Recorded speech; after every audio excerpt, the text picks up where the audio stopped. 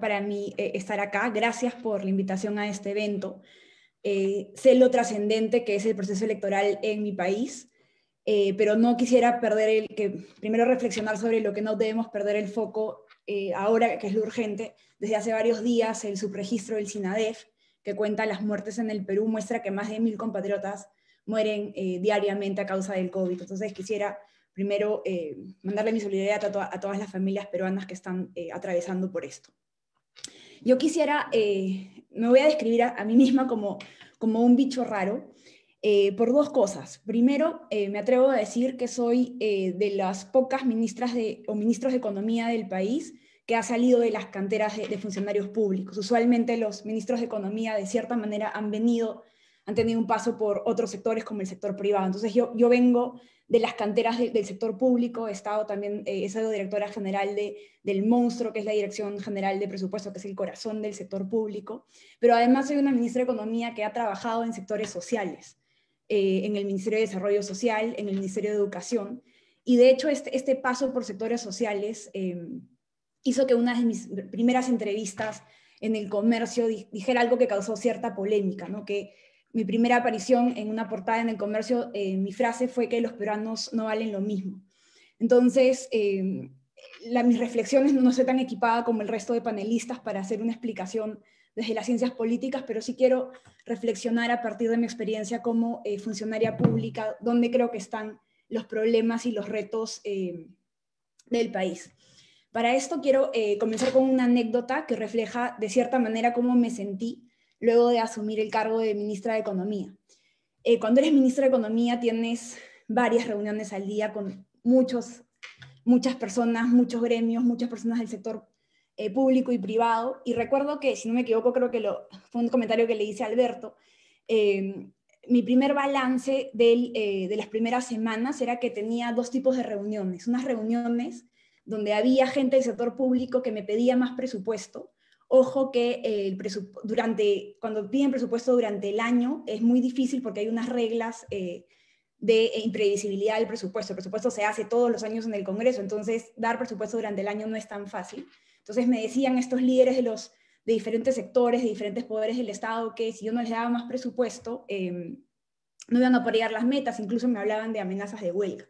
Y por otro lado, mi segundo tipo de reuniones eran con algunos gremios del sector empresarial, donde me pedían, entre otras cosas, exoneraciones tributarias, ¿no? Me explicaban que el subsidio a la gasolina de Ecuador, por ejemplo, les quitaba competitividad. Entonces, así tenía muchas de estas reuniones.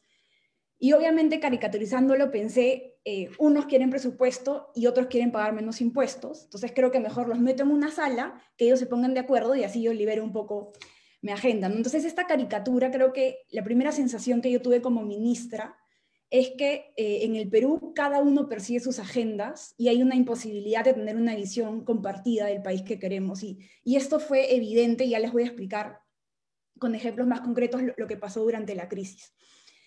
Cuando yo llegué a ser ministra de Economía y Finanzas, obviamente hubo cierta desconfianza porque yo no era muy conocida por el sector privado, como les he dicho, vengo de la maquinaria del sector público, y me presenté, mi primer evento fue en el CADE, como al mes de ser ministra, y yo en el CADE les planteo a los empresarios peruanos la necesidad, habían aparentemente un consenso de mejorar la competitividad, pero yo les planteo la necesidad de cerrar estas brechas sociales que eran inadmisibles. Entonces yo quiero en mi presentación hablar de dos tipos de pilares que yo creo que el país tiene que enfrentar. El primer pilar tiene que ver con la capacidad de mejorar el Estado para dar buenos servicios públicos de calidad. Y el segundo pilar tiene que ver con las reglas de funcionamiento de los mercados, la forma como el Estado se relaciona con el sector privado, que obviamente tiene un matiz ahí importante en la corrupción, que al final del día, para que haya corrupción, hay agentes del sector público y del sector privado. Sobre este primer pilar, creo que el Estado viene sistemáticamente fallando en entregar servicios de calidad, y creo que también mi experiencia como directora general de presupuesto público me llevó también a darme cuenta que los mayores recursos presupuestales, o sea, la economía crece, tienes más recaudación, más presupuesto, no está mejorando la calidad de los servicios públicos. Y acá creo que si nosotros vemos los presupuestos, vemos los servicios públicos, Tenemos que entender que los servicios públicos que reciben los ciudadanos son intensivos en mano de obra, ¿no? La seguridad ciudadana son los policías, la salud son los médicos, la educación son los profesores. Si no avanzamos en una lógica de meritocracia en esos sectores, realmente nunca vamos a poder mejorar de manera significativa la calidad de los servicios públicos. Entonces, si bien creo que hay una agenda muy grande para mejorar la calidad de los servicios y durante la crisis nos hemos dado cuenta que, por ejemplo, la salud está colapsada, creo que sí se han dado avances en la dirección correcta en los últimos años, que han tratado de cambiar estas trayectorias de un Estado peruano que es un pésimo proveedor de servicios públicos, ¿no? Y algunos ejemplos. Hubo una apuesta importante por la implementación de la carrera pública magisterial.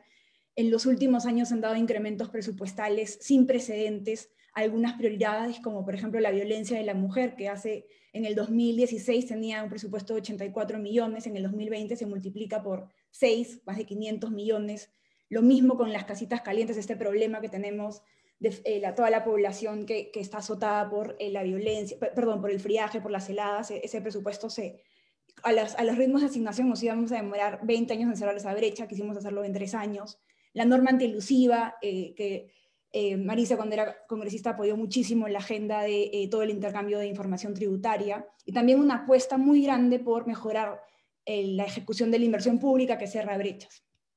Pero ¿cuál es el problema que yo veo?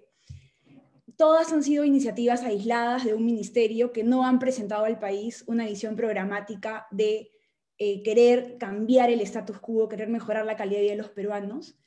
Desde mi experiencia yo veía que el gabinete operaba a diferentes velocidades, a veces no había alineamiento, y también creo que se minimizó el rol de la política. Se pensó que el país podía solamente funcionar con tecnocracia y no teníamos bancada, no se generaron las alianzas. Pero lo fundamental, que creo que es el gran reto, es la baja capacidad de ejecución del Estado. En general, el Estado peruano tú le das plata y no necesariamente logra los resultados. Entonces creo que si bien han habido mejoras, si no hay un cambio de tendencia en cómo el Estado entrega servicios, creo que no vamos a lograr mayores avances. Y el segundo tema, que tiene que ver con las instituciones que promueven el libre mercado, la estabilidad macroeconómica, la promoción de la inversión, la apertura comercial, creo que no podemos negar que han contribuido en el país en los mejores años de crecimiento económico. Hemos logrado que 1 millón de peruanos salgan de la pobreza. Obviamente estamos hablando de condiciones mínimas, no quiero decir que con eso sea más que suficiente. También han habido apuestas importantes, por ejemplo, el aseguramiento de la calidad de la educación superior con SUNEDU ha sido un esfuerzo muy grande por regular este sector, el aseguramiento de la libre competencia, también la agenda del control de fusiones. Han habido de nuevo, como en el primer pilar, avances que no han sido suficientes. Lo que yo sí creo que falta en este pilar es garantizar la competencia de los mercados. Hemos visto durante la crisis cómo los mercados que no tienen competencia han generado profunda indignación ciudadana. Hemos visto en diciembre cárteles de pago, por ejemplo. Entonces, en nuestras reglas respecto al sector privado también hemos visto muchas nociones o muchos claros ejemplos de mercantilismo. Tenemos un sector empresarial, no quiero generalizar, pero alguno muy abusivo que solamente busca lucrar y no le importa mucho el bien común. Entonces, estos dos pilares se hicieron muy evidentes cuando vino la crisis del COVID-19. En la salud, si nosotros analizamos estos dos pilares, el resultado es una sensación de desamparo muy grande de los peruanos. En el primer pilar, servicios públicos totalmente colapsados, incluso en regiones como Arequipa, se pedía la intervención del Ejecutivo, o sea, un retroceso en la descentralización, y se pedía que entrara el Ejecutivo a tomar control. Y también en el segundo pilar, una sensación de un sector privado que ha abusado impunemente de su posición de dominio. Pensemos en algunas clínicas, pensemos en el oxígeno, y un Estado que ha podido hacer poco, un Estado que tampoco sabe regular ese mercado, y también el Estado ineficiente. Por ejemplo, el establecimiento de las tarifas. Escuchamos todos los días estas anécdotas de las cuentas terribles de los hospitales o clínicas privadas. El sí se demoró muchísimo en tener un acuerdo con los privados. Una vez que estuvo el acuerdo, no se implementó. Entonces, esta sensación de un sector privado muy abusivo también está ahí. Entonces, si a todo esto le sumas una enorme desconfianza entre el sector público, privado y a un gobierno, y eso es parte de autocrítica, que teníamos en algunos casos reflejos lentos en problemática ciudadana. Pensemos en el caso de los migrantes, Pensemos en caso en los medicamentos que generó, el MINSA tenía la plata ahí para comprar los medicamentos y no lo hacía, y de nuevo hubo un abuso en el mercado. Y un tema que ha estado ahí siempre, es el gran problema que tiene el país con las pensiones, que nunca hemos podido reaccionar. Entonces, esto en un contexto, y acá yo lo sufrí muchísimo como ministra de Economía, una regresión absoluta de la política, una política que estaba más preocupada, o agentes políticos que estaban más preocupados por sus 15 minutos de fama que por proteger el bienestar a largo plazo. O sea, había muchas ideas que sonaban bien en el corto plazo, pero que ponían en riesgo el país, desconocían la complejidad de los problemas, amenazaban la disciplina fiscal, por ejemplo, el retiro de los fondos de la ONP, o la ley de suspensión de los peajes, que sonaba perfecto que nadie paga peajes, pero ya tenemos iniciadas demandas en el SEAD. Y además que como ministra de Economía en la mitad de una crisis, fue terrible el desgaste. Por la ONP tuve que ir 5 veces a comisiones, igual lo aprobaron por insistencia, y bueno, finalmente ya sabemos lo que dijo el TC. Entonces, en este conflicto no había ninguna posibilidad de sacar adelante reformas, nada. Yo creo que en el Perú, si lo revisamos en los últimos años, no se han implementado ninguna reforma. En los temas de las pensiones sacaron al Ejecutivo de la Comisión, mandamos mejoras al Sistema Nacional de Pensiones y lo archivaron. Entonces yo creo que hay una sensación de hartazgo, me parece justificado, probablemente los otros panelistas van a poder explicarlo mejor, porque creo que el Perú es en un equilibrio muy perverso donde el sistema funciona para unos pocos y hay enormes incentivos para sacar una tajada del Estado, no hay noción de interés público, de interés común. Desde los médicos que van al hospital público cobran un sueldo completo y en realidad estuvieron trabajando la mitad del tiempo, eso lo hemos visto muchísimo con director de presupuesto público, el alto funcionario que se pone vacunas escondidas, la maquinaria de estudios de abogados, de los privados que tienen estudios de abogados para no pagar impuestos. Entonces, dicho esto, yo quisiera terminar con 3 ideas, este balance. Primero, yo creo que el status quo no es positivo, es negativo, es de un lento deterioro institucional y de malos servicios públicos, en lo que no nos podemos conformar solamente con un manejo prudente de la macroeconomía. Hay que hacer mucho más. La estabilidad macroeconómica ha sido muy importante, pero no es suficiente para mejorar el bienestar de la población. Dicho esto, como lo he dado antes, no podemos negar que en algunas cosas hemos avanzado en la dirección correcta. Los enormes riesgos que yo veo ahora son discursos que no construyen, que no quieren corregir sobre el avanzado, sino que quieren destruir incluso lo poco que se ha logrado. Eliminar la carrera pública magisterial, retroceder en lo avanzado con SUNEDU, retroceder en el manejo prudente de las finanzas públicas que nos permitió financiar la crisis no solamente con ahorros, sino que además nos ha permitido salir a emitir a mercados internacionales. Me parece además un tema fundamental que siempre nos distraemos de los verdaderos problemas de los ciudadanos. O sea, el debate no está centrado en el ciudadano. Nos matamos discutiendo la modalidad de la provisión de los servicios, tiene que ser público, tiene que ser privado, pero no estamos nunca obsesionados y nunca se discute sobre los estándares de provisión de esos servicios que tienen que llevar los ciudadanos. Es como si fuera un diálogo entre sordos. Pero yo sí creo, siendo un poco más optimista, que tiene que haber, hay cosas en las que estamos de acuerdo, y creo que las diferentes fuerzas políticas tenemos que poner al ciudadano por encima y mirar a largo plazo, ¿no? Yo me atrevo a decir 4 temas que yo estoy segura que son una simplificación, pero me parecen importantes. Primero es, necesitamos seguir creciendo. El crecimiento económico genera empleo, aumenta la recaudación. Hay enormes preocupaciones en la minería. Por ejemplo, a partir del año 2025 no tenemos proyectos mineros grandes. Esto obviamente implica una revisión de todos los estándares ambientales, que nadie quiere una minería irresponsable, pero hay un reto ahí. Tenemos un potencial en la agroexportación, tenemos proyectos de irrigación trabados hace años, Majes, Chavi, y tenemos que pensar en los nuevos motores de crecimiento de la economía, ¿no? Los sectores primarios representan el 87% de las exportaciones, eso es terrible. Segundo, me parece fortalecer el sector público. Obviamente esto requiere más recursos, tenemos que trabajar en aumentar la recaudación, tenemos una presión tributaria muy baja, tenemos que cobrar más impuestos a los que pueden pagar más, pero también creo que la valla del impuesto a la renta está muy baja en 7 UITs. Y así como fuimos hace unos años capaces de construir las instituciones para la política monetaria, el Banco Central, la SBS, tenemos que construir las instituciones para el sector social. Creo que tenemos que avanzar también en la agenda de competencia, que esto hay que diferenciarnos entre ser pro mercado y pro empresa. A alguien pro empresa le interesa el monopolio, a alguien pro mercado le interesa la competencia. La competencia es buena para el ciudadano porque le trae los mejores precios y las mejores calidades. Y ahí creo que hay que tener una agenda mucho más ambiciosa con Indecopi, con la SBS. Y el gran problema del país es la formalidad, que tiene que ver con la baja productividad. Y ahí creo seguir con la apuesta de la educación y no retroceder en lo que se ha avanzado. Creo que me excedí, pero muchas gracias. Gracias, Tony. Próximo es congresista Glave.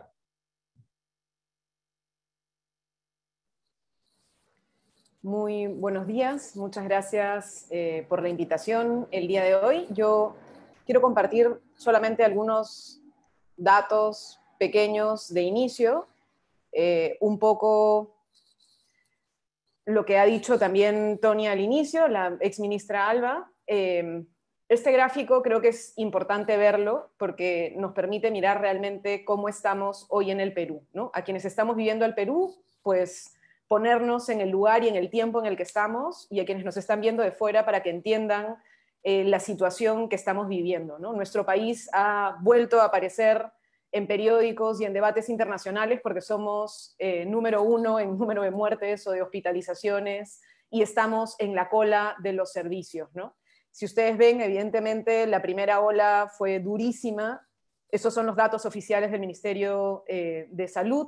La segunda ola aumentó y ahora miren cómo estamos subiendo como una pared. Pero si vemos los datos del SINADEF, del Sistema de Informática Nacional de Defunciones, la situación es aún peor, ¿no es cierto? Es decir, los muertos que no son registrados oficialmente COVID y que no necesariamente son COVID, pero tienen que ver con que el sistema de salud está tan colapsado que simplemente no se puede hacer ningún tipo de atención, nos está llevando a superar más de 1.000 compatriotas que pierden la vida al día. El día domingo superamos la meta histórica de número de muertos en el Perú. Estamos en el momento de más alto contagio, de más alta muerte, y a pesar de eso, tomamos la decisión como sociedad de movilizar 25 millones de personas para ir a votar. Y esto tiene que ver con el nivel de precariedad institucional en el que estamos, y creo que es fundamental que lo tomemos en consideración. Es decir, si fuéramos un Estado que no esté al borde de ser declarado un Estado fallido, si es que tuviéramos un mínimo de legitimidad, tanto en el Ejecutivo como en el Legislativo, lo más probable es que hubiese existido un consenso para postergar el proceso electoral, dada la situación crítica en la que estábamos. Pero creo que en el balance de muchas personas era aún más riesgoso postergar las elecciones que llevarnos a votar en este contexto, con este nivel de muerte y con este nivel de contagio. Pero junto a esto, se supone que éramos el país de mayor crecimiento. También las anteriores portadas que tuvo el Perú a nivel internacional tenían que ver con, comillas, la maravilla del neoliberalismo aplicado en nuestro país, el aumento de la inversión, el aumento del crecimiento del PBI, y sin embargo, en este momento tenemos, en comparación con el resto de la región, salvo Guatemala, estamos en la cola del equipamiento de la salud pública, en la posibilidad de tener unidades de cuidados intensivos para atender a la población y no tener oxígeno, porque ya ni siquiera es simplemente tener el equipamiento médico, sino la capacidad de tener oxígeno para la gente. 2 días antes de las elecciones, 15 peruanos murieron en Piura porque en un hospital, estando en un hospital, simplemente se quedaron sin oxígeno. 15 personas se ahogaron porque no había oxígeno que pudiera darse a ese hospital.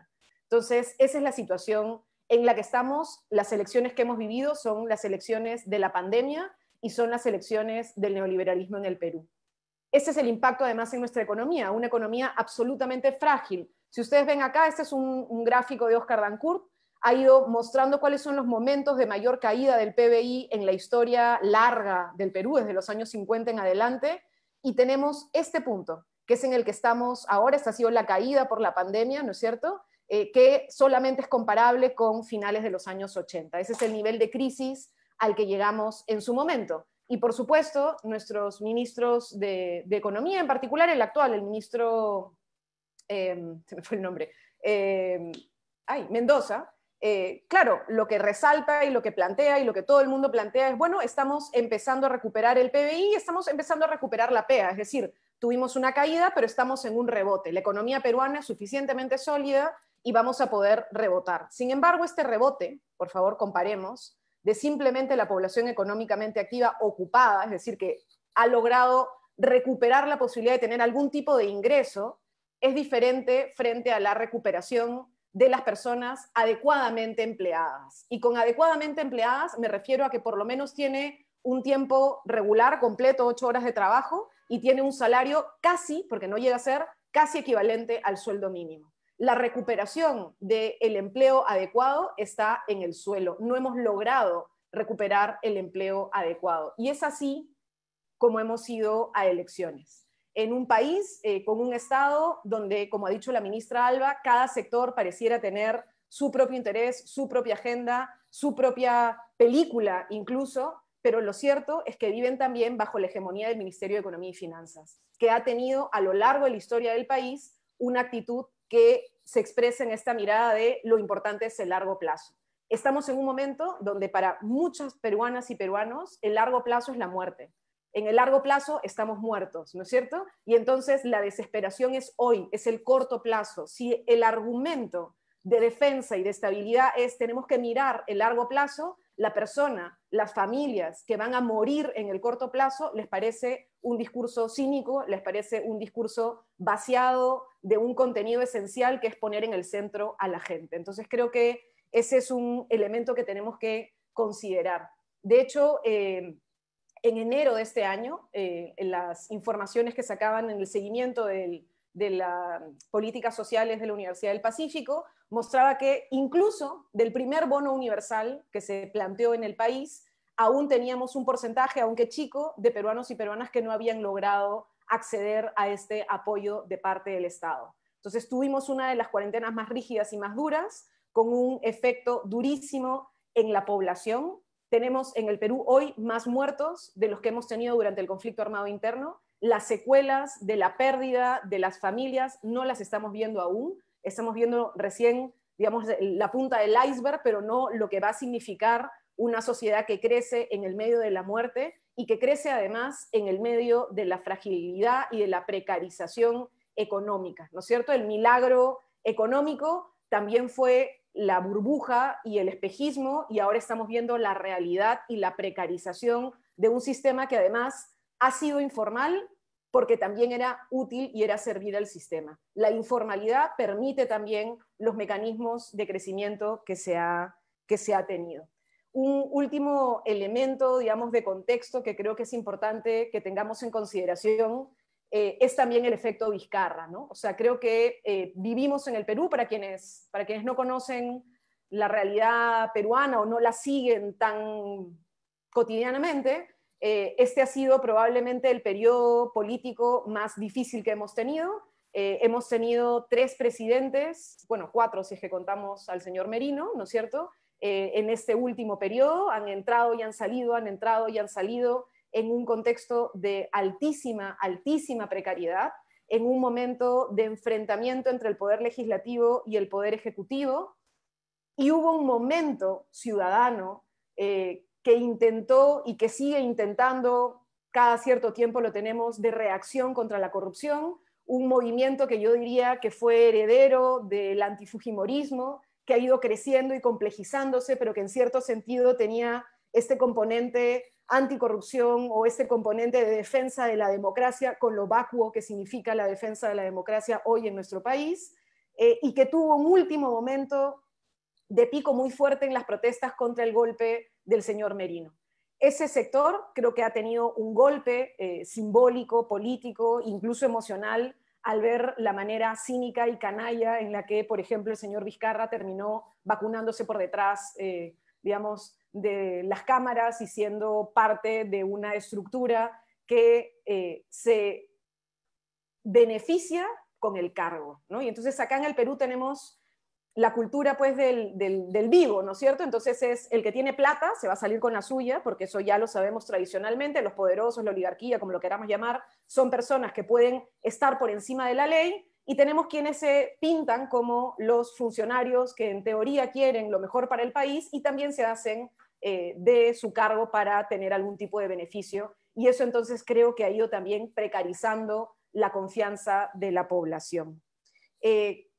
¿qué expresa las elecciones que hemos visto ahora? Yo creo que, primero, una altísima fragmentación, ¿no? O sea, creo que valdría la pena dimensionar. El profesor Levinsky acaba digamos, de decir cuál es el resultado que hemos tenido. Formalmente gana el señor Pedro Castillo con 18%, pero si miramos cuánto de esto realmente significa el voto realmente emitido, incluso dentro del padrón electoral, hemos tenido 25% de la población que no fue a votar, uno de los ausentismos más altos. El blanco y nulo es más o menos el que tenemos siempre, cerca de 15%, pero al final estamos hablando de 40% de la población electoral, del padrón de electores, que simplemente decidió que no quería votar por absolutamente nadie de los 18 candidatos que teníamos como opción electoral en este abanico que hemos tenido en el último proceso.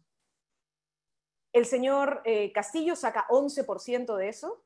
Si vemos en emitidos 15%, y ya cuando vamos a válidos llega a 18%, pero la realidad es que hay un 11% del electorado que realmente dijo quiero que él sea mi presidente en primera vuelta. Y la señora Fujimori tiene 8%. Entonces estamos hablando de menos del 20% de la población que siente que su candidata o su candidato ha pasado a la segunda vuelta. Y es en ese escenario que arranca un proceso electoral totalmente diferente. Yo creo que hoy tenemos esta segunda vuelta, va a marcar un periodo diferente al que vivimos en la primera vuelta, va a ser distinto y habrá que mirar sus propias características y particularidades, pero en el que tenemos un 80% del electorado que no siente que ninguno de sus candidatos o de sus preferencias están en competencia. Esto nunca antes ha pasado en el Perú, ni siquiera en la última elección, que fue una de las elecciones más precarias, digamos, en términos de legitimidad de quienes estaban candidateando, ¿no?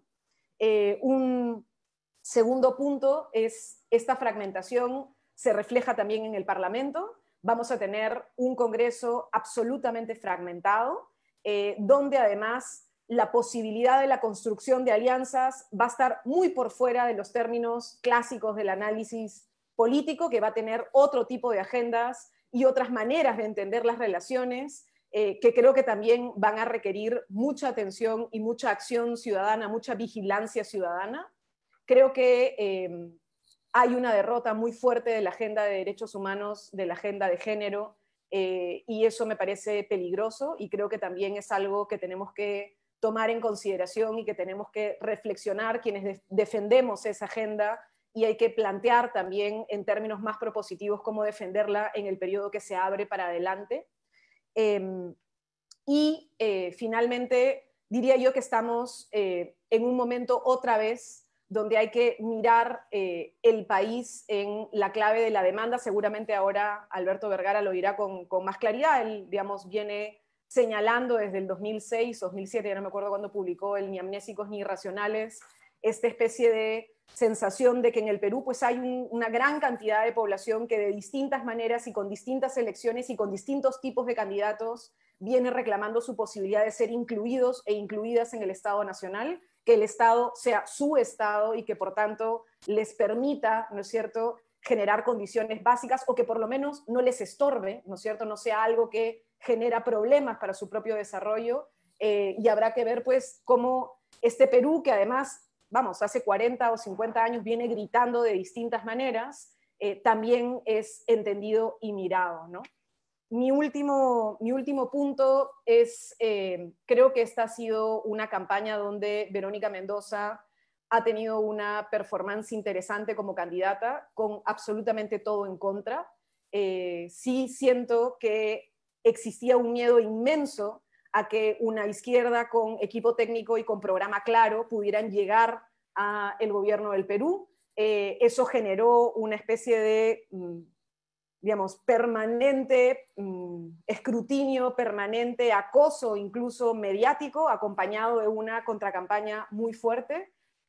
Hoy creo que ella tendrá un rol interesante. Sus últimas declaraciones han sido declaraciones, por un lado, empatando con el movimiento antifujimorista de nuestro país, diciendo ella con claridad que desde su perspectiva no hay ninguna alianza posible ni apoyo posible a Fujimori, y en el sentido más duro, ¿no? O sea, digamos, Steven no es la Keiko de Harvard, ¿no es cierto? O sea, no es la anterior construcción que se hizo para el proceso electoral pasado. Esta es la Keiko de verdad, la histórica, la que defiende a su padre, la que dice que lo va a indultar, la que está apelando a los principios originarios del fujimorismo, ¿no es cierto? Con lo cual existe evidentemente un antifujimorismo mucho más duro en este momento, en consideración no solo a su discurso, sino a la práctica de la bancada fujimorista en el tiempo del señor Kuczynski, ¿no es cierto? Entonces creo que ahí hay una claridad muy fuerte, pero al otro lado, si bien hay muchas personas que simplemente dicen, bueno, frente a lo comprobado del fujimorismo,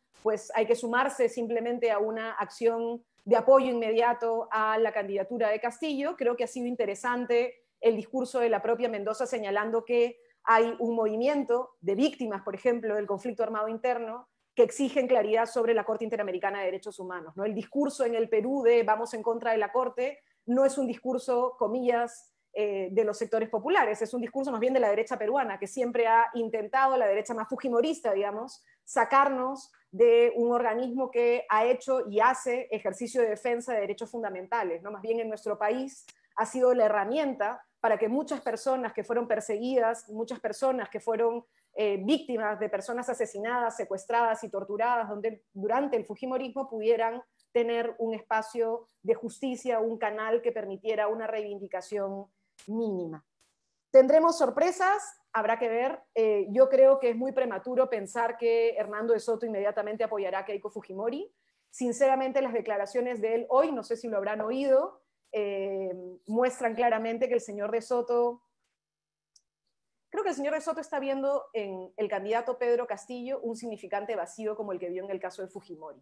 Es decir, una persona que se pone en contraposición a la derecha más dura y descarnada como la que hemos visto en este proceso electoral. Creo que nunca antes hemos visto un conservadurismo de derecha tan grosero, digamos, pero que al mismo tiempo no queda claro qué cosa es lo que realmente propone, ¿no? El día de ayer en la noche y hoy día en la mañana, el señor de Soto ha dicho, van a haber sorpresas si es que yo no paso a la segunda vuelta. Ha dicho, recuerden que fue un candidato que se opuso a la derecha quien hizo las reformas estructurales más duras del país y que en este momento de lo que se trata es de democratizar el capitalismo, popularizar los beneficios del libre mercado, y eso es algo que yo creo, dice el señor de Soto, otros candidatos más allá de la señora Keiko Fujimori pueden entender y pueden abrazar. Entonces creo que ahí hay un elemento que vale la pena mirar, porque hay una diferencia entre el votante de Pedro Castillo en sí, y el partido Perú Libre del señor Cerrón, ¿no es cierto? Creo que son tres miradas diferentes y que hay que mirarlas de manera diferente. Mis opiniones sobre el señor Cerrón son públicas y las mantengo. Creo que en esta campaña el señor Castillo ha tenido como soporte no tanto a una organización partidaria, sino a un núcleo de maestros movilizados, y nos debe hacer recordar la importancia y el peso que ha tenido y tienen los maestros en nuestro país. Recordemos que en el 2017 hubo una manifestación muy, muy grande en el Perú, una manifestación de maestros y de maestras que no sienten que la carrera pública magisterial esté de alguna manera, por lo menos, incorporándolos como debiera incorporarlos, que tuvo una desazón en relación al sindicato nacional, el SUTEP histórico en nuestro país, y que en ese momento apareció como una figura de liderazgo fuerte que tuvo una identificación inmediata, la de Pedro Castillo. Y es desde este sector movilizado, desde donde hay hoy un conjunto de bases movilizadas a nivel nacional que han montado esta candidatura, que han soportado esta candidatura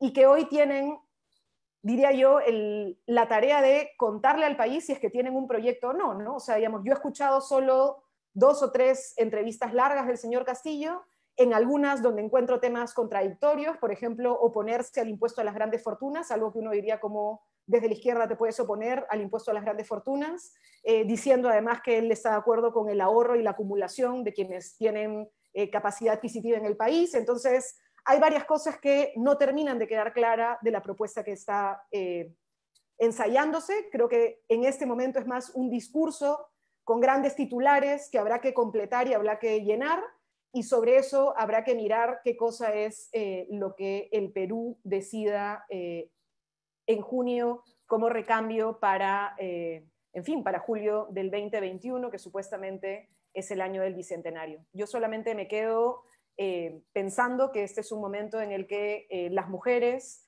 la sociedad civil, la ciudadanía, los sectores movilizados que quieren justicia, que quieren cambio, también tienen que estar muy vigilantes, muy activos y conscientes de que lo que se venga será realmente complicado en un escenario de alta inestabilidad y que va a requerir de ciudadanía consciente. Muchas gracias por la invitación. Gracias, congresista. Ahora, Salvador del Solar. Muchas gracias, Steve, nuevamente por la invitación. Creo que es muy importante tratar de poner un poco de perspectiva. Creo que tanto la ex ministra Tony Alva como la ex congresista Marisa Glave han pintado un panorama muy amplio desde diferentes ángulos de nuestra situación y nuestro panorama. Por mi parte, creo que voy a ser muy breve y voy a tratar de responder a la pregunta que fue la invitación a este conversatorio, que es, a la luz de los resultados de las elecciones presidenciales y congresales, ¿tendremos más de lo mismo o una salida de la crisis o, como decía Steve al comienzo, una profundización de la crisis? Creo que eso nos obliga a tratar de repensar de qué crisis estamos hablando, ¿no? Y creo que tanto Marisa como Tony han sido muy claras, y yo simplemente me sumo en el sentido que estamos viviendo una crisis de una magnitud colosal, es una crisis humanitaria, obviamente una crisis de salud pública y también una crisis económica, una crisis en la capacidad de sobrevivir de millones de familias en nuestro país. En el marco de esa crisis, me da la impresión de que la pregunta que nos convoca es una pregunta que tiene que ver con la crisis política. Es decir, con la capacidad, para tratar de ponerlo en los términos más simples posibles, de gobernarnos como nación, es decir, una crisis de gobernabilidad. Los resultados de la elección presidencial del 2016 parecieron anunciar todo menos una crisis de gobernabilidad, es decir, pasaron a segunda vuelta dos personas que se entendía en ese momento, mal que bien, tenían la misma visión económica y política del país, con algunas diferencias, y cuyas fuerzas sumadas podían, en el Congreso, podían dar una posible estabilidad más allá de los problemas que como un país como el nuestro siempre tiene que enfrentar. Eso ya lo sabemos, no fue así. No fue así por yo diría que no por nuestra incapacidad de conseguir consensos, sino por algo que tiene que ver con una de las tesis del profesor Levitsky, con nuestra incapacidad para saber cómo pelearnos. Es decir, nuestro desconocimiento de una de las reglas fundamentales, aunque no necesariamente escritas, de una democracia, que es el refrenamiento. Es decir, discutamos, debatamos, tratémonos como adversarios, pero no destruyamos la cancha junto con jugar el partido. Lo que hemos hecho es destruir la cancha junto con las reglas y junto con el referee y junto con el partido, y hemos estado políticamente en una situación tal que nos deja muy mal parados, ni siquiera parados, de rodillas como nación, ante una crisis tan colosal como la que estamos viviendo. Entonces, creo yo que no podemos enfrentar una crisis de esta magnitud si seguimos dentro de una crisis política, y yo quisiera comentar muy brevemente desde ese aspecto. Es decir, el resultado de las elecciones del 11 de abril nos deja mejor o peor respecto de esta necesidad. No me parece tan fácil de responder. La pregunta que nos convoca decía, ¿más de lo mismo?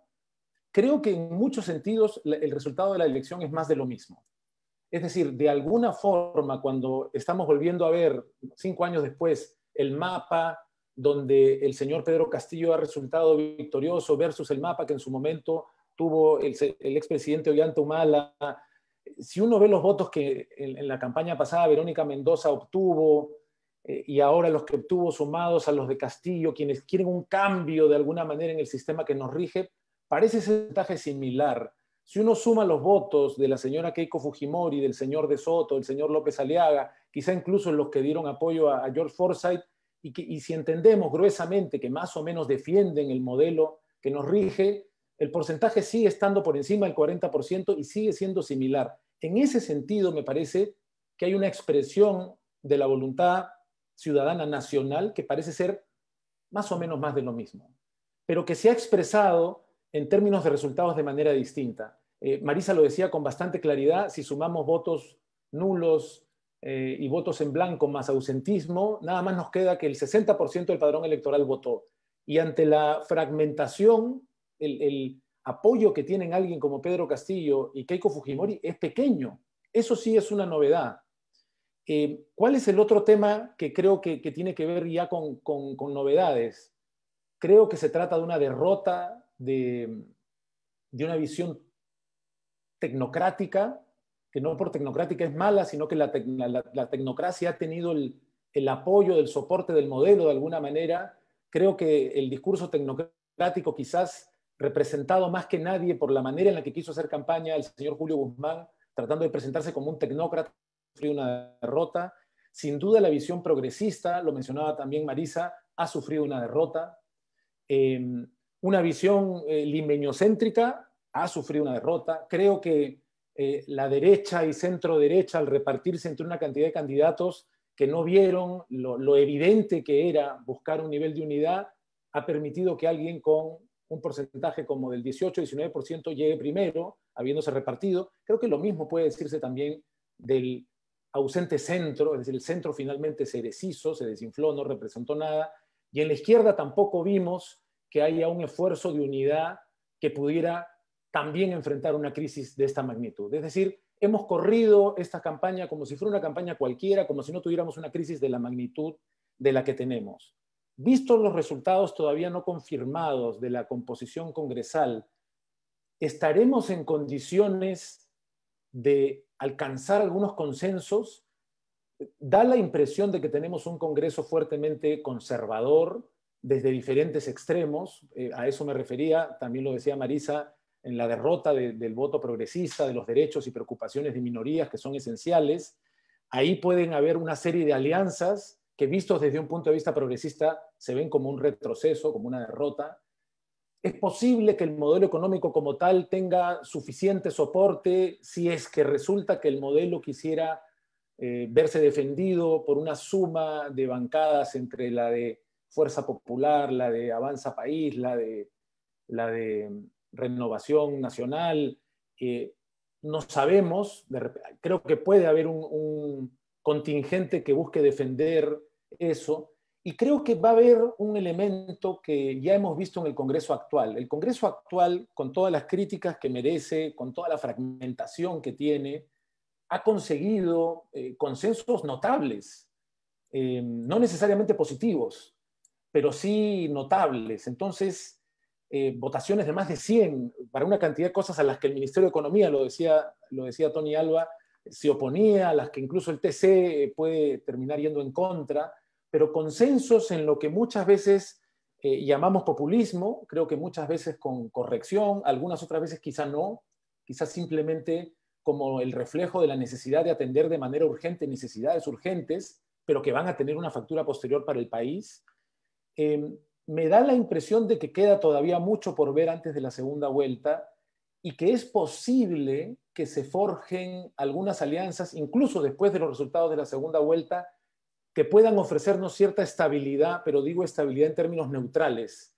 No sabemos necesariamente en qué dirección, pero hay también un contingente, y con esto voy cerrando, un contingente que podría formarse eventualmente entre, si hubiera algún tipo de acuerdo entre bancadas como la de Alianza por el Progreso, Podemos Perú, Acción Popular. Hay una especie de jugadores que no están en ningún lado ni en el otro y que pueden terminar sumándose, siendo una fuerza crucial para inclinar la balanza.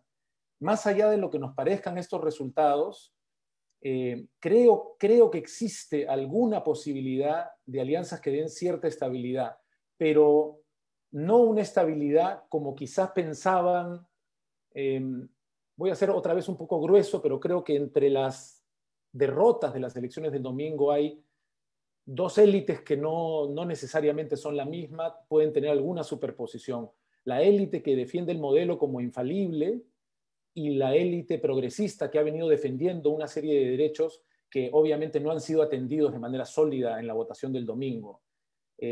Creo que esas dos fuerzas pueden estar quizá por fuera de la estabilidad política que eventualmente pueda alcanzarse dada la previsible composición del Congreso que ha resultado de las elecciones del domingo.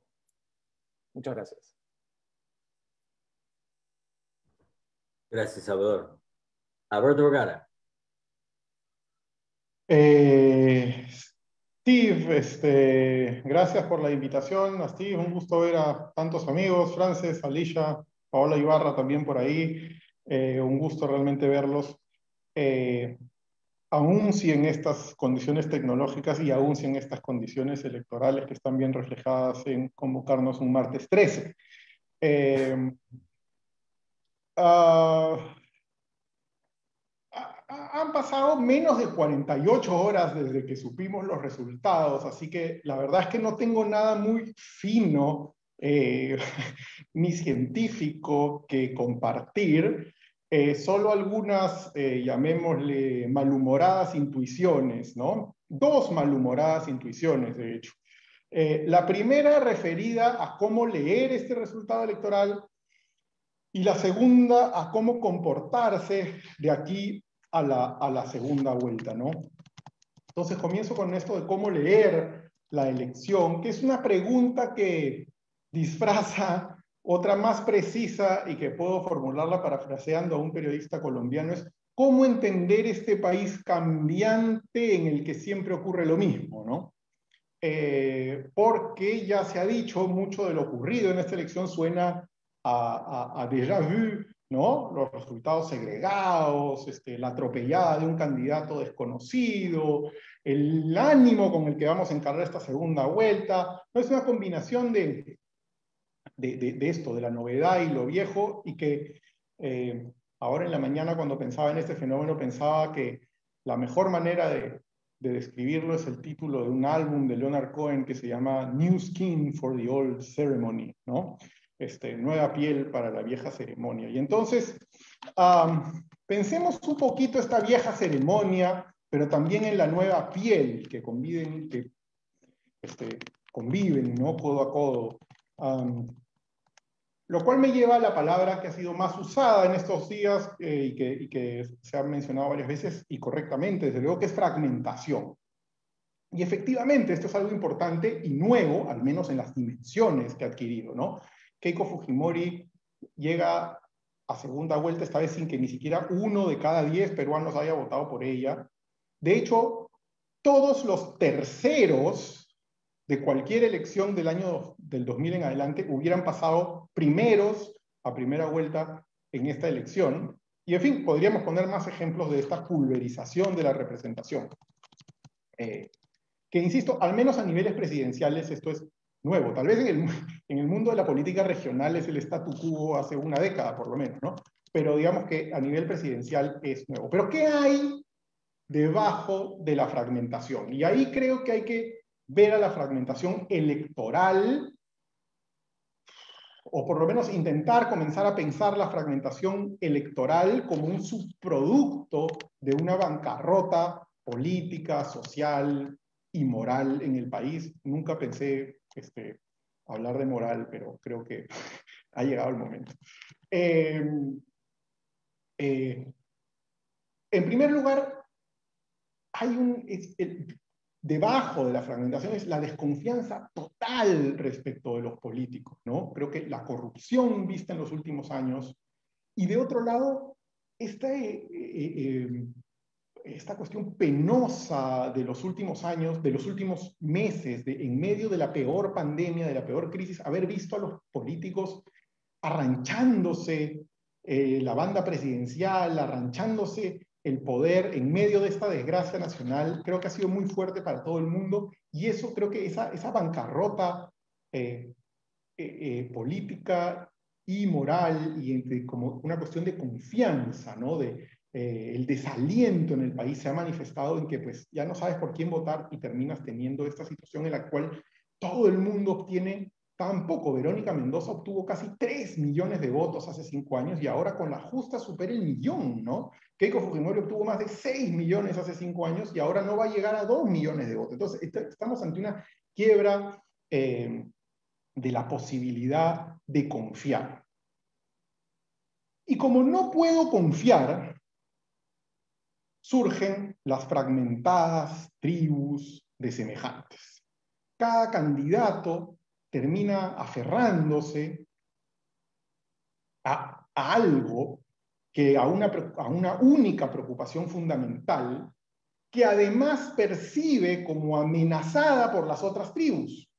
Y entonces los pro vida nos juntamos en nuestra tribu, los pro propiedad privada en otra, los pro derechos en otra, los pro mano dura más allá, y entonces terminamos siendo esto que ha reflejado esta elección, que es un conglomerado de tribus monoteístas y aterrorizadas las unas de las otras. Entonces, en estos días que vuelan por WhatsApp los mapas electorales, ¿no? Con esos colorcitos de quién ganó en las elecciones, en qué departamento en estos días, todo eso efectivamente parece, vuelvo a Leonard Cohen, parece la vieja ceremonia, pero creo que esconde una nueva piel. La intensidad del voto ha cambiado bastante, ¿no? Salvo en sitios muy puntuales, Castillo no obtiene las votaciones de Humala el 2006 y el 2011, y en el otro lado del espectro ideológico y social, que como sabemos en el Perú va bastante de la mano, por poner un ejemplo, en San Isidro, el distrito más rico del país, Hernando de Soto obtiene, queda primero evidentemente, pero obtiene la mitad de votos de lo que obtuvo PPK el 2016, ¿no? Entonces no solo estamos ante una aséptica, politológica fragmentación, sino que yo creo que hay que explorar esta idea. Me parece que hay una suerte de tribalización de las preferencias y un desencadenamiento de miedos. Y ante este fenómeno, lo que queda completamente ausente en la elección, lo que ha quedado completamente ausente en esta elección y que creo será la gran tarea de acá al futuro, de acá a los próximos años,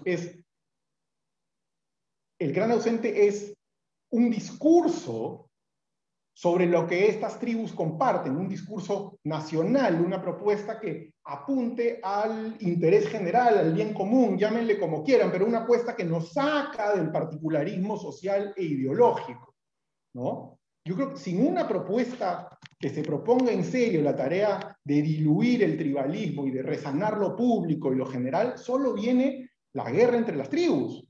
O sea, ni siquiera estoy hablando de polarización, para lo cual se necesitan dos polos, que en este caso no existen, no hay dos polos, es la bronca de todos contra todos. Y entonces paso a mi segundo punto, que es lo que se viene de cara a esta segunda vuelta. Entonces ya sabemos, ya se dijo además que la segunda vuelta es distinta que la primera. De hecho, creo que una diferencia es que en las primeras vueltas peruanas siempre paga la novedad. No hay una suerte de bono por ser el nuevo en la elección. Y ese bono esta vez me parece que se lo han llevado claramente Pedro Castillo y López Aliaga. Pero en segunda vuelta, creo que paga ser el viejo y malo conocido, ¿no? Si uno ve las segundas vueltas peruanas, de hecho pueden ser pensadas como plebiscitos. El 2006 fue un plebiscito sobre Humala, el 2011 y el 2016 fue un plebiscito sobre Keiko Fujimori, lo cual en realidad lo primero que uno comienza a pensar es que el plebiscitado siempre pierde. Y ahora el plebiscitado será Pedro Castillo. Keiko Fujimori es la vieja y mala conocida. Ahora, ¿esto quiere decir que Keiko Fujimori ya ganó? Desde luego que no. Creo que ya se ha dicho aquí que esto no está escrito. De hecho, recuerdo que cuando salían estos escenarios de posibles segundas vueltas, ¿se acuerdan? Aparecían, Keiko Fujimori le ganaba a todo el mundo en segunda vuelta. Me acuerdo que con algunos amigos les comenté, oye, qué mala onda son, deberían incluir una segunda vuelta, Keiko Fujimori con Abimael Guzmán para que le gane a alguien, ¿no? Pues, cuidado con lo que deseas y con lo que convocas, ¿no? En todo caso, ya, ¿de aquí a dónde, no? ¿Qué va a pasar? Obviamente yo no sé a dónde vamos, pero sí sé algo que no debemos hacer en tanto alguien humildemente que participa del 80% del electorado que no ha votado por estos candidatos que llegaron a segunda vuelta. Y lo que no hay que hacer es decirle a cualquiera de estos candidatos, sálvame por favor, ya tienes mi voto. Ni del otro lado decirle, por ti no voto ni muerto.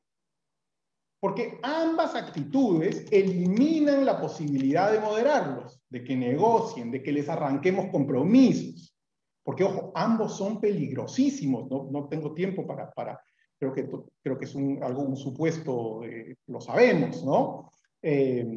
No hay el tiempo para abordar eso, pero lo que necesitamos es que no se mantengan igual de peligrosos. Necesitamos que, fruto de la competencia por nuestro voto, dejen de ser peligrosos. Entonces, lo que debemos hacer es lo contrario a lo que hace un rato Marisa dice, le ha escuchado a Verónica Mendoza, que decir, por ti no voto nunca. Bueno, pues es la forma para que nadie se modere, ¿no? Entonces, lo que debemos hacer es lo contrario, es vender caro nuestro voto. ¿Qué me ofreces, Keiko Fujimori? ¿Qué me ofreces, Pedro Castillo? O sea, solo de esa posición razonable de negociación vamos a poder limarle las puntas más peligrosas a cada uno de ellos. Entonces, termino que va a triunfar esta posición, aproximación razonable en esta segunda vuelta en medio de este contexto de tribus y terrores. Pues no, lamentablemente no. ¿No? Ahí sí, más que la nueva piel, va a reemergir, la vieja ceremonia, ¿no? Y la vieja ceremonia es la de agredirnos y la de decirnos pituco de mierda y cholo de mierda, y eso es la vieja ceremonia que se va a venir y que lamentablemente vamos a tener que atestiguar. Gracias.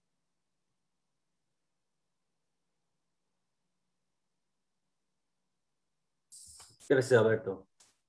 Ok, tengo una serie de preguntas. Voy a resumir varios y lanzarlos. La mayoría son para todos. Los ponentes pueden contestar a los que quieren. Por favor, si pueden tomar no más de 3-4 minutos en sus respuestas. Y si tenemos tiempo, haremos una segunda vuelta. Ok, tengo una lista de preguntas. Los primeros dos son institucionales. Alguien de audiencia pregunta, en una segunda vuelta entre Castillo y Keiko Fujimori, ¿qué se puede hacer desde la sociedad civil para asegurar la institucionalidad democrática? Es una pregunta fácil. Otra pregunta relacionada es, ¿qué tan probable es enfrentar nuevos procesos de vacancia bajo un gobierno o de Keiko Fujimori o de Pedro Castillo? Dos preguntas un poco más amplias. Uno es, ¿cómo revertir esta profunda crisis de confianza? Cuatro mencionaron una profunda crisis de confianza. Alberto habla de una crisis moral, pero si pueden nombrar un paso concreto que puede tomar la élite política definida como quieran para empezar a combatir esta tremenda crisis de confianza. Otra pregunta, hay una tendencia, eso viene de una estudiante, hay una tendencia después de las elecciones, esta elección, pero también elecciones anteriores, de decir que, no lo vimos venir Humala, no lo vimos venir, siempre el candidato del llamado pero profundo. ¿Qué es lo que no vimos venir?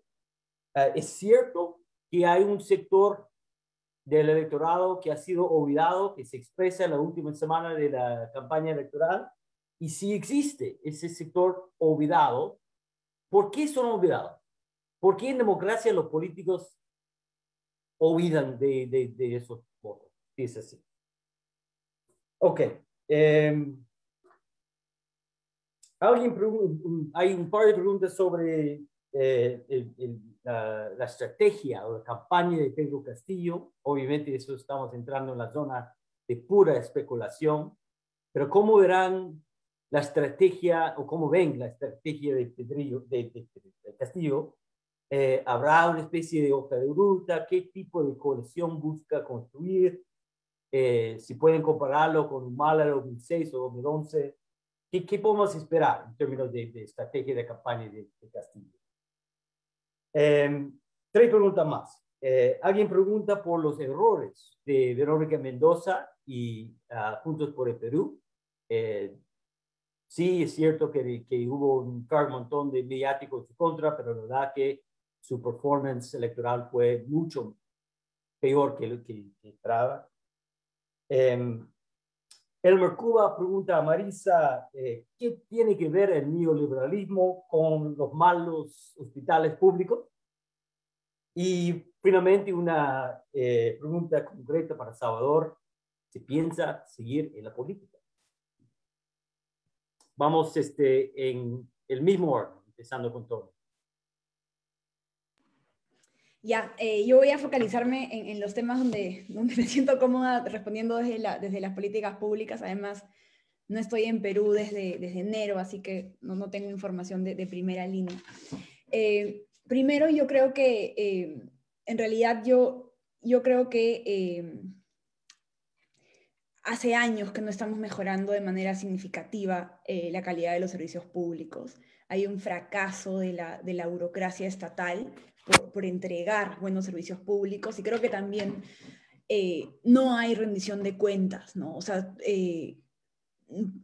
pongo ejemplos, ¿no? O sea, cuando o sea, me gustaría que la gente se indigne como se indigna cuando, por ejemplo, una empresa entrega mal un servicio. Nadie reclama nada a los funcionarios públicos.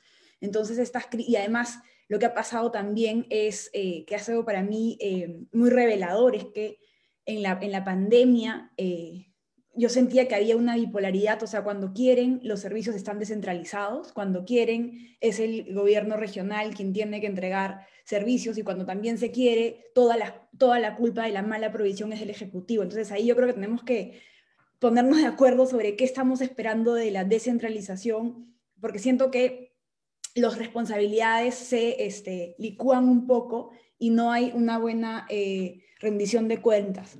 Otro hecho que ha pasado, o sea, además de este fracaso del sector público de entregar buenos servicios, apenas un ciudadano tiene algo de recursos, se va al sector privado. En Lima, más de la mitad de la matrícula ya es del sector privado. Y cuando vemos las pruebas, porque hace años que ya no se toman estas la evaluación censal de estudiantes, en Lima, en promedio, el sector público tiene mejor rendimiento que el privado. Estamos hablando de colegios privados, de garaje, de pésima calidad, y cuando se trata de hacer algo por regular o por tratar de mejorar la calidad, hubo una iniciativa, recuerdo que fue muy criticada por el status quo de la educación, de solamente tener información sobre los costos de los colegios. Y era como si fuera pues un ataque a... Entonces creo que tenemos que entender que el Estado tiene que dar mejores servicios, pero también tenemos que entender que el Estado tiene que ser un mejor regulador. Y creo que en este establishment, en este status quo, no le interesa necesariamente que el Estado se fortalezca como regulador. Entonces yo creo que si no hacemos un cambio trascendental en la calidad de los servicios públicos, pero también de los servicios privados, no regulamos mejor estos servicios privados, creo que vamos a seguir en este equilibrio muy perverso de malos servicios públicos para los ciudadanos. El otro tema también, y yo esto lo he dicho en espacios, es que creo que hay una desconfianza muy grande entre el sector público y el sector privado. El sector, y esto obviamente es un poco de la herencia de la corrupción. Funcionarios públicos no queremos a veces interactuar con ellos porque también cualquier cosa es vista como si fuera malo. Yo personalmente tengo un tema en la fiscalía por haberme sentado con unos laboratorios para ver un tema de las pruebas. Entonces creo que también vi una pregunta por ahí. El sistema está generando mucho temor desde los funcionarios públicos en interactuar con el sector privado, pero también creo que es algo que lo he dicho antes, el sector privado en esta crisis, yo no creo que todos los empresarios privados sean mercantilistas, que todos quieran extraer lo máximo de los consumidores, pero lo que sí he visto es un silencio que ha sido muy cómplice, ¿no? O sea, cuando un funcionario público ve un acto de corrupción, lo denuncia. Yo no he visto en esta crisis ningún empresario de peso denunciando los abusos de la posición de dominio. Entonces, este silencio, también creo que algunos gremios empresariales han tenido un papel lamentable. Entonces, esto genera mucha desconfianza y yo creo que también, así como tiene que haber un shock de eficiencia en el sector público, creo que el sector privado tiene que reevaluar su rol, reevaluar si tiene los voceros adecuados, porque me parece que también hay un error en los voceros, y ser un poco más, denunciar más las situaciones donde se está abusando de la posición de dominio. Gracias. Marisa Glave. A ver, ya que hay una pregunta directa, respuesta directa, ¿no? Yo diría, tenemos un neoliberalismo a la peruana. Eso es lo que tenemos nosotros acá, digamos, colonial incluso, de desprecio. ¿Cuál es el problema que tenemos? Pues tenemos instalada la idea, desde que Fujimori empezó el proceso del neoliberalismo en el Perú, que los servicios públicos son servicios para pobres. Y que entonces lo que tenemos en esta lógica subsidiaria es que el Estado garantiza servicios para pobres y el no pobre va al mercado, que es mejor.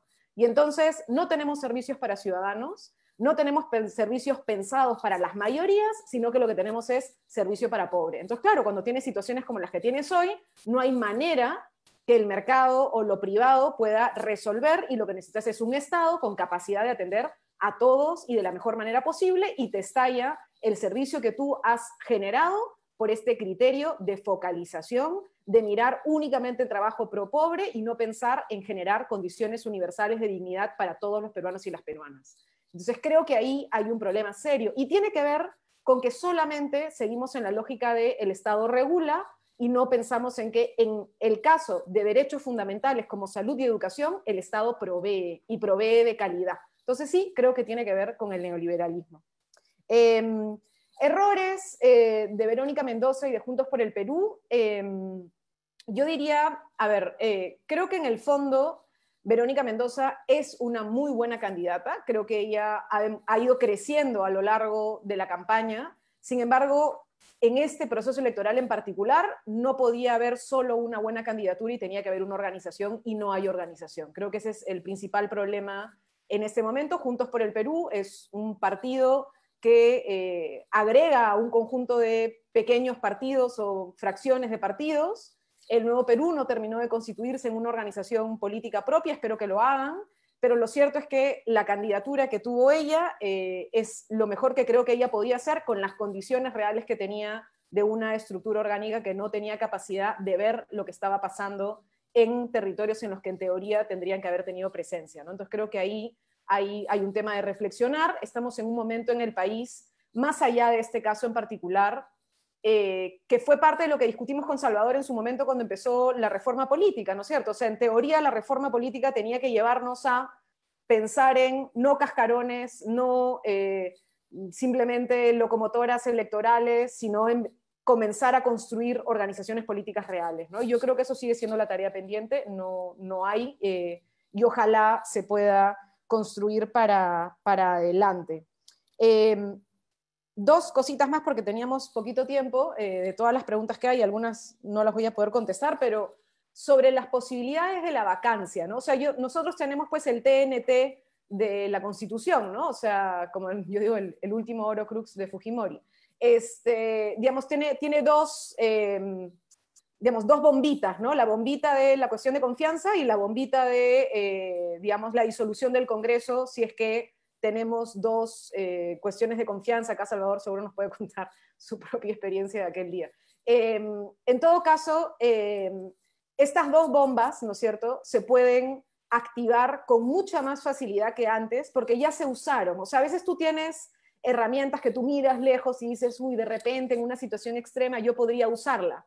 Pero cuando ya rompiste la vitrina y ya la usaste, ya la vitrina está rota, o sea, ya la puedes usar en general, digamos, ¿no? Entonces creo que ahí sí hemos tenido, digamos, una bajada de valla del momento en el cual tú puedes utilizar alguno de estos mecanismos. Y tenemos un tribunal constitucional que no logró terminar de resolver el problema institucional de los arreglos que tiene la actual Constitución, ¿no? Y entonces ahí hay un vacío grande, que no sé si el actual Congreso quiere resolver, porque en teoría debería resolver, debería haber un momento de reflexión. Obviamente yo, como saben perfectamente, creo que hay que cambiar la Constitución en general, pero digamos, este punto en particular es un tema que genera altísima inestabilidad y que está ahí. ¿Quién tiene más posibilidad de salvarse de una vacancia? Creo que Castillo, dependiendo de la posibilidad del conteo, ¿no? O sea, la cifra repartidora peruana es complicada, ni siquiera el conteo rápido te permite tener certeza y hay que esperar a OMPE hasta el final, porque, por ejemplo, el último conteo rápido decía que Juntos por el Perú tendría 3, hoy parece que como cae Victoria Nacional y cae el Partido Morado pueden sumar a 6, entonces hay movidas que no tienes cómo saber hasta el final, pero si se calcula que Castillo podría llegar a tener 30, 34 parlamentarios, es mucho más difícil que se llegue al número de votos necesarios para la vacancia. Pero eso le genera a él al mismo tiempo una dependencia muy fuerte de la organización partidaria, porque ¿cuántos de esos congresistas de Perú Libre son congresistas que están afines a Castillo o están afines a Cerrón? Yo parto por creer que Castillo y Cerrón no son necesariamente lo mismo y que si Castillo quiere tener una performance interesante en esta segunda vuelta, tendría que desmarcarse en parte de la lógica de Cerrón. Desmarcarse de la lógica de Cerrón lo precariza frente a lo único que lo puede salvar de una vacancia. Entonces, ahí hay una decisión difícil que va a haber que mirar. Como dice Alberto, no tenemos claridad en este momento de qué cosa puede pasar. Acá estamos en el mundo de la especulación y como sabemos en el Perú, la especulación es, en fin, algo que hacemos cotidianamente, pero no necesariamente algo que termine de resolver las dudas que tenemos, ¿no? ¿Qué cosa puede hacer la sociedad civil? Organizarse. Si algo le tiene miedo el Congreso, no importa qué Congreso seas, es a la acción colectiva, ciudadana, organizada y consciente. Y en este momento creo que de eso se trata. Se trata de organizarnos y de ser conscientes que muchos de los derechos que tenemos conquistados pueden ponerse en riesgo y que este es el momento de organizarse. Gracias. Salvador. Comienzo remarcando lo último que acaba de decir Marisa. Creo que no somos como ciudadanos una ficha invitada simplemente a la platea, sino que somos personas que intervenimos en lo que está pasando y tenemos una responsabilidad. Y creo que organizarnos efectivamente es una forma de responder a los retos que tenemos. Yo quisiera hablar del tema de la confianza, ya que Marisa también lo recordó, pero no de la cuestión de confianza jurídica frente al legislativo, sino de la gran cuestión de la desconfianza en nuestro país. Cuando me tocó pedir el voto de investidura en el Congreso, desde esa vez, recuerdo que mi frase introductoria fue: vengo aquí a solicitar constitucionalmente la confianza que el Parlamento debe darle al Ejecutivo, pero en realidad vengo a decir que tenemos que construir confianza juntos. ¿Se puede hacer eso en el Perú? La desconfianza... Somos un país que hay estudios que dicen con toda claridad que creo que somos de los peores países a nivel de confianza interpersonal incluso. Tenemos un déficit enorme. Eso no es culpa de los políticos y las políticas nomás. Es parte de nuestra sociedad, es una cultura que se puede cambiar. Trabajando en el sector público, yendo tanto a diferentes rincones de nuestro país a tratar de atender conflictos que suceden una y otra vez, y todos son conflictos que finalmente estallan precisamente por desconfianza, pude constatar dos cosas: la desconfianza tan palpable y al mismo tiempo, y mucho menos mencionado, las grandes reservas de ganas de confiar que hay en nuestro país. No importa que vayas a la Amazonía a atender un problema que ha vuelto a surgir recurrentemente, siempre hay una necesidad y ganas de confiar de esta vez podemos llegar a un acuerdo que se cumpla. Y creo que lo mismo ocurre a nivel social y a nivel político. Creo que es muy importante lo que dijo Alberto, y estoy de acuerdo con él. Independientemente de nuestras convicciones, y creo que somos una sociedad fragmentada por diferentes, Alberto las llamó tribus, muy convencidos de nuestras convicciones y de los grandes errores de la de los otros grupos, creo que no hay manera de generar confianza si no nos atrevemos a tratar de resolver cosas juntos. Es realmente sorprendente que el barco tenga un hueco gigantesco y se esté hundiendo y nosotros sigamos mirando un grupo al otro diciendo yo creo que no voy a tapar el hueco con ellos, yo creo que el hueco tampoco lo taparía, y el barco se sigue hundiendo.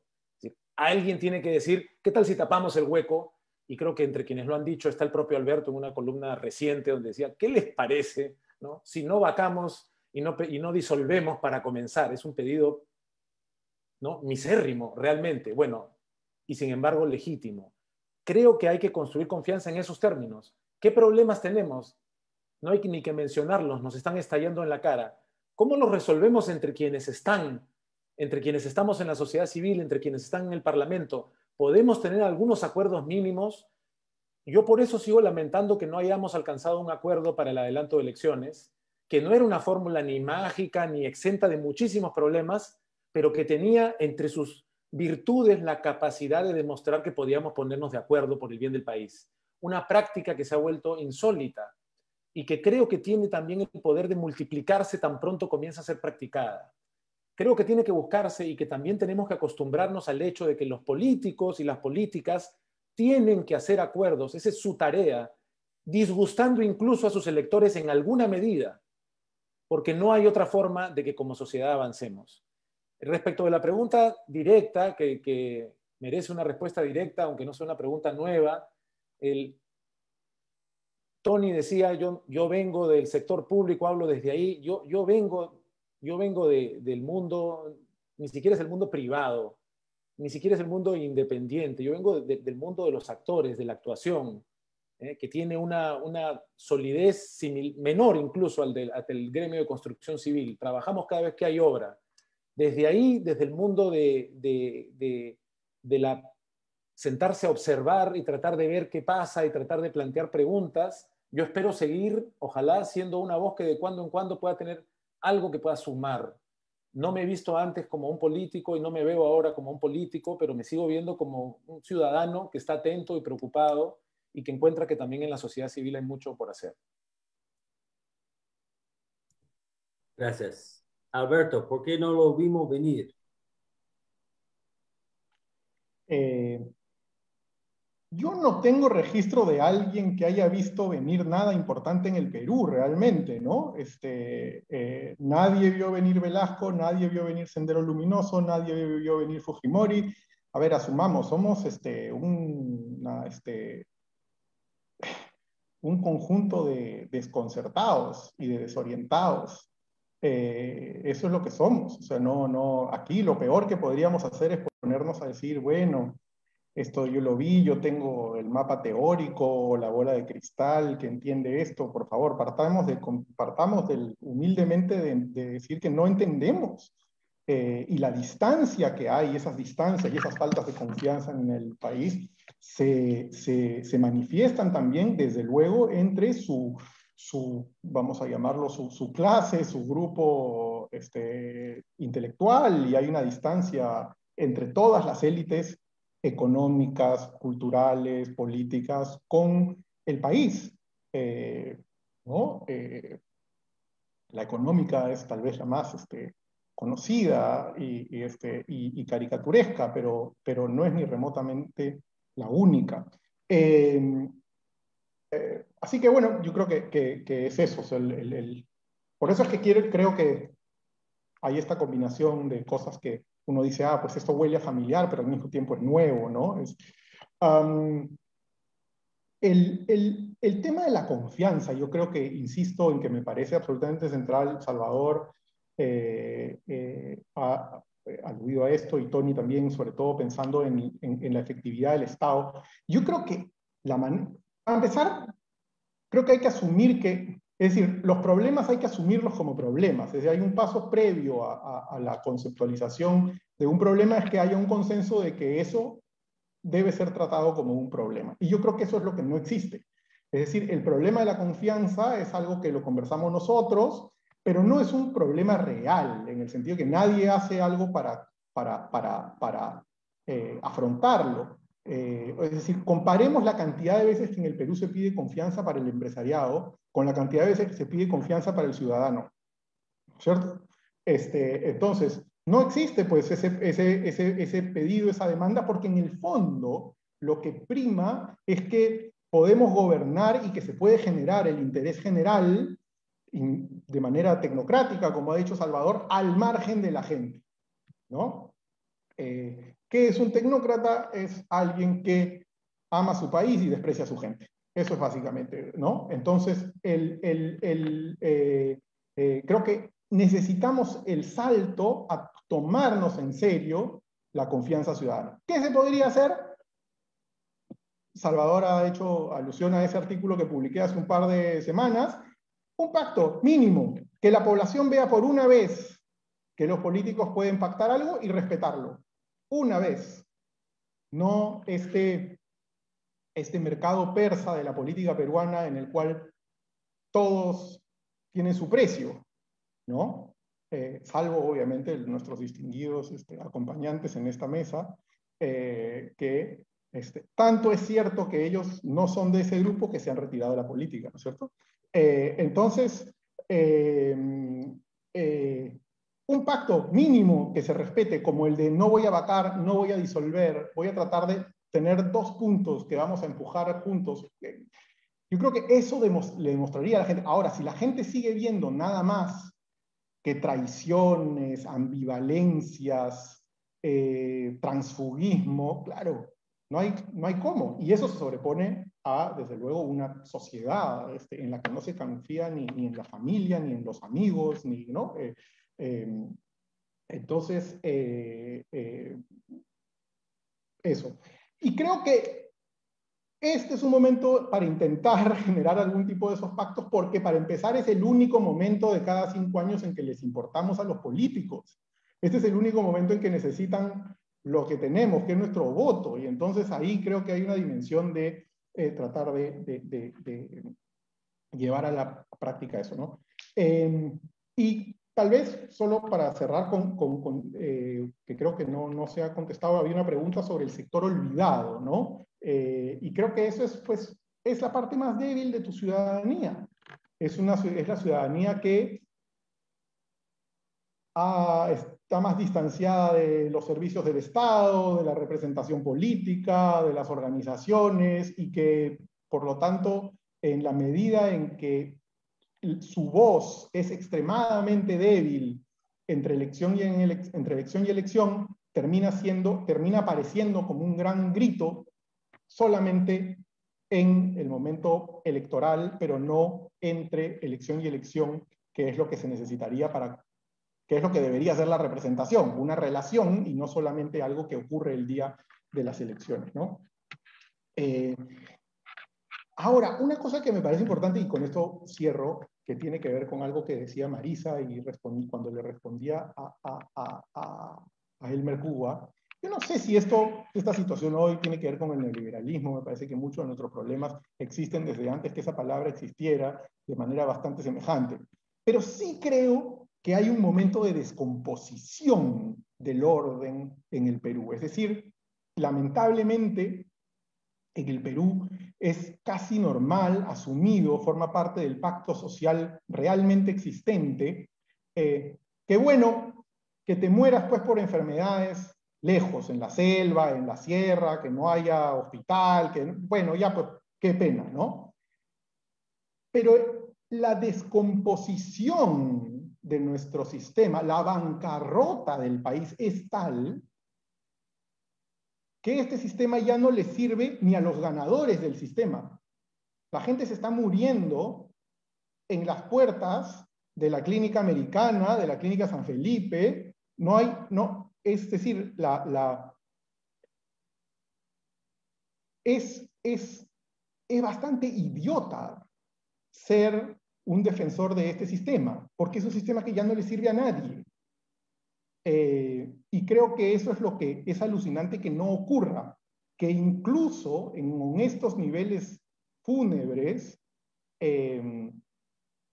haya un sector enorme de la población, y en Lima, que le teme a que algo cambie. Cuando se te está cayendo el país a pedazos, ¿de qué modelo vas a defender? ¿No? Y entonces creo que ahí hay algo que forma parte de que tenemos que, yo creo, tanto la derecha como la izquierda hace tiempo, distinguir entre lo que es el modelo económico y el modelo de desarrollo. El modelo de desarrollo está completamente colapsado. Y sí me parece peligroso en un país que, secuestrado por los miedos, ni siquiera puede plantearse la posibilidad de un cambio importante. En fin, eso es. Okay. Voy a tener que cerrar lamentablemente. I know there were many, many other questions, but we have just flat run out of time. So let me thank, first of all, our 4 excellent panelists, María Antonieta Alba, Marisa Glave, Salvador Solar, y Alberto Vergara. Really, really appreciate your taking the time and ask you all to come back next week for a terrific panel on votes, drugs, and violence, the political logic of criminal wars in Mexico. Much, much happier topic than today. That's a discussion of a book by 2 great political scientists, Sandra Ley and Guillermo Greco. We hope to see you all next week. Thanks very much to everybody. Muchas gracias. Gracias, Steve. Gracias Muchas a todos. gracias. Nos vemos. Thanks, Alberto. Gracias a todos. Un gusto Chao. verlos. Adiós.